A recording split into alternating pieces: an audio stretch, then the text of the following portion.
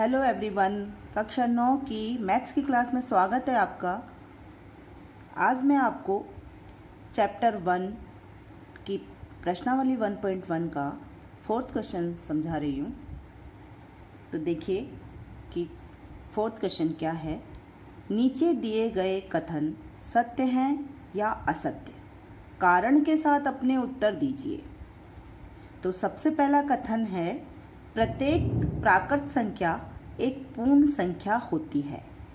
इसको हमें देखना है कि क्या ये कथन सत्य है या असत्य। तो यहाँ लिखा हुआ है प्रत्येक प्राकृत संख्या एक पूर्ण संख्या होती है। तो हमने बच्चों पिछले वीडियो में प्राकृत संख्याएं, पूर्ण संख्याएं, इन सब के बारे में हम पढ़ चुके हैं। तो देखते हैं कि प्राकृत संख्याएं कौन सी होती हैं। प्राकृत संख्याओं का जो ग्रुप होता है यानी संग्रह होता है, उसमें 1 से अनंत तक की संख्याएं आती हैं। 1 2 3 4 5 6 अनंत तक चलने वाली संख्याएं होती हैं। और पूर्ण संख्याओं में, जिसको हम W से प्रदर्शित करते हैं, इसमें 0 भी आता है और 1 2 3 4 5 और अनंत तक चलने वाली संख्याएं। अब कथन कहा गया है कि प्रत्येक प्राकृत संख्या एक पूर्ण संख्या होती है। तो यहाँ हम देख रहे हैं प्राकृत संख्याएं कौन सी हैं। 1 से शुरू हो रही हैं, 1 2 3 4 5 6 और अनंत तक चलने वाली। तो ये जो प्रत्येक प्राकृत संख्या है ये पूर्ण संख्या है, ये देख लेते हैं। तो हम यहाँ पर देख रहे हैं कि ये जो सारी प्राकृत संख्याएं हैं ये पूर्ण संख्या में भी आ रही हैं। ये देखिए 1 से शुरू होने वाली अनंत तक चलने वाली, यहाँ पर भी ये 1 से अनंत तक वाली संख्याएं भी पूर्ण संख्याओं के संग्रह में भी हैं। तो अतः हम कह सकते हैं कि जो प्रत्येक प्राकृत संख्या है वो पूर्ण संख्या होती है। तो हमारा ये कथन कैसा है, सत्य है। तो हम लिखेंगे आंसर, क्या लिखेंगे, हल में हम लिखेंगे सत्य है। कथन कैसा है, सत्य है। और कारण में क्या लिखेंगे, क्योंकि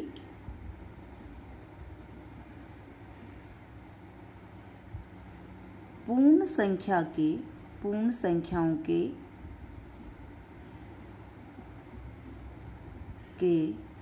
संग्रह में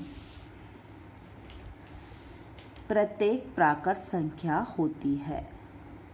प्रत्येक प्राकृत संख्या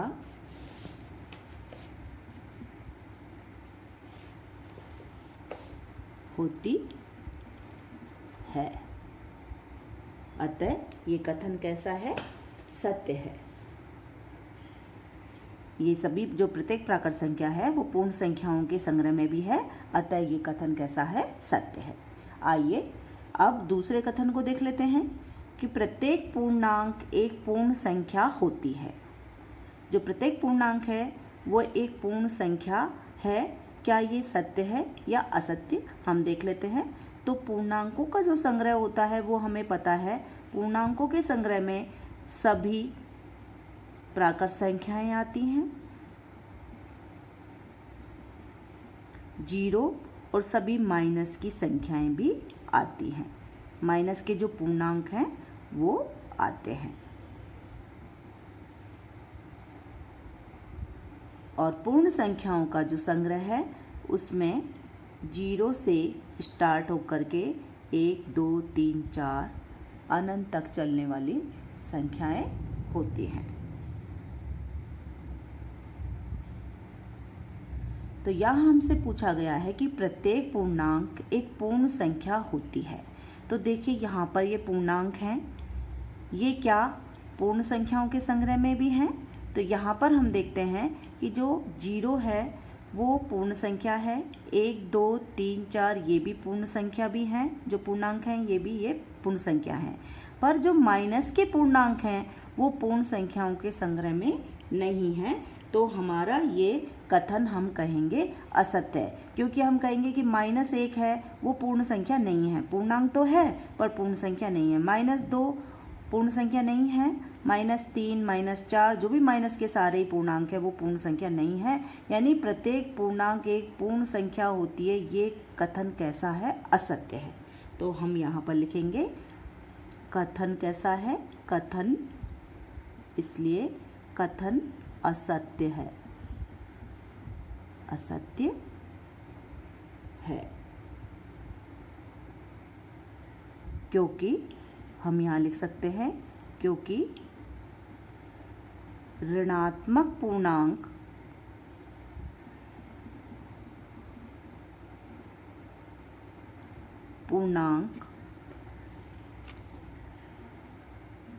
पूर्ण संख्या नहीं है, पूर्ण संख्या नहीं है।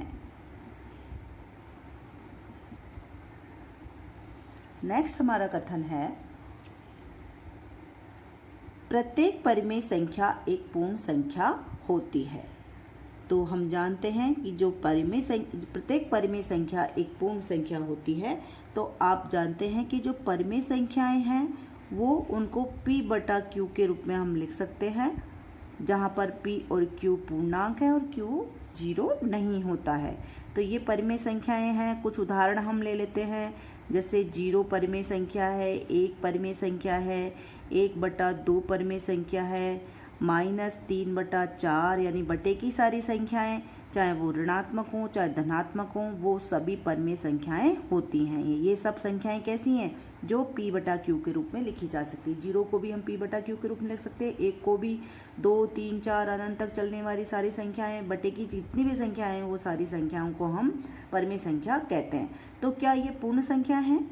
तो आइए देख लेते हैं कि पूर्ण संख्याओं में हम जानते हैं हमारी संख्याएं होती हैं 0, 1, 2, 3, 4 और अनंत तक चलने वाली ये सारी संख्याएं।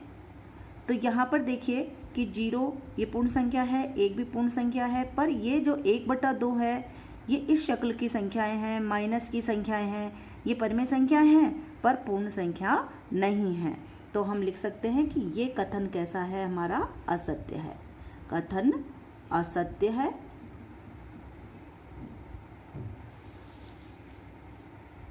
असत्य है,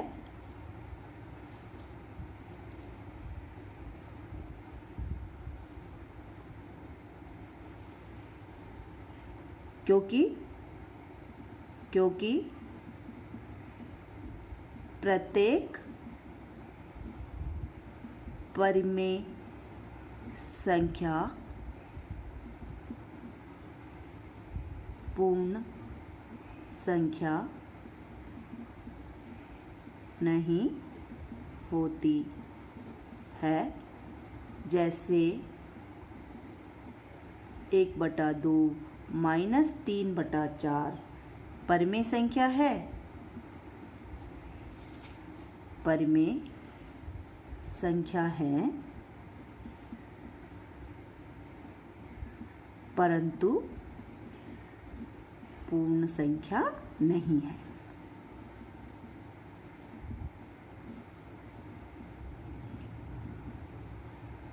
तो हमारा ये कथन कैसा है? असत्य है। तो आज हमने इस वीडियो में प्रश्नावली 1.1 का क्वेश्चन नंबर 4 को हमने सॉल्व किया है। आशा है आपको ये सवाल समझ में आया होगा। यदि समझ में आया है तो वीडियो को लाइक करें, शेयर करें, चैनल सब्सक्राइब नहीं किया हो तो उसको सब्सक्राइब करें।